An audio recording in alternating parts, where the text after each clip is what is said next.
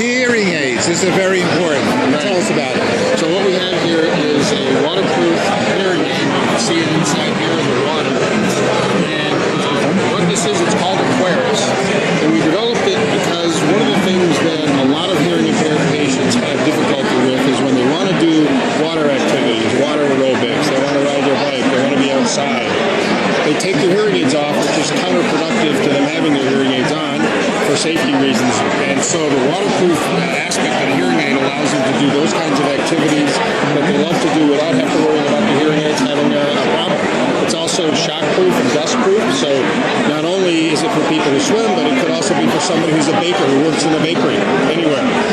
Love it. Now, do you Siemens make other kinds of hearing aids? Is that one of their wonderful businesses, since you do so many different kinds of things? Yes, Siemens Hearing Aids is a part of our healthcare group, and what we're doing is developing signal processing algorithms that allow us to hear in this really noisy environment. So we use directional microphone technology as well as noise reduction algorithms to allow patients to hear in really difficult environments. This is a pretty tough one here, but a restaurant or someplace or a cocktail party where you might have difficulty, this is what the signal processing is all about. That's fantastic. What other kinds of products do you have here?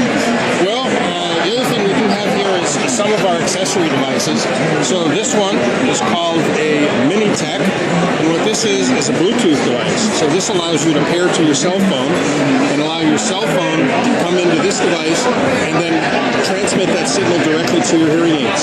So if you're in a car, this can be used as your hands-free device, or it can also have an input from your TV, so that if you want to have the TV at a normal level, if you have normal hearing, the spouse has a hearing impairment, they can hook this device up, still leave it at normal volume, and transmit directly to the hearing aids. What's good news for you? Obviously, this is a big joy. Helping anybody hear is big business. Well, it's what we like to think about when someone says, what do we do at Siemens Hearing Instruments? We say we change people's lives. Yeah. Because that's what it's about. We're letting them live longer, hear better, and if you're hearing better, you socialize. That means you're out, you're walking, you're doing things, you're improving your health, you're lowering your blood pressure, you're doing a lot of good things for your health, even with just being able to hear, because you're socializing with people. Let me ask you a question about hearing and hearing loss and overall. Is it an age factor? Is it a gene factor?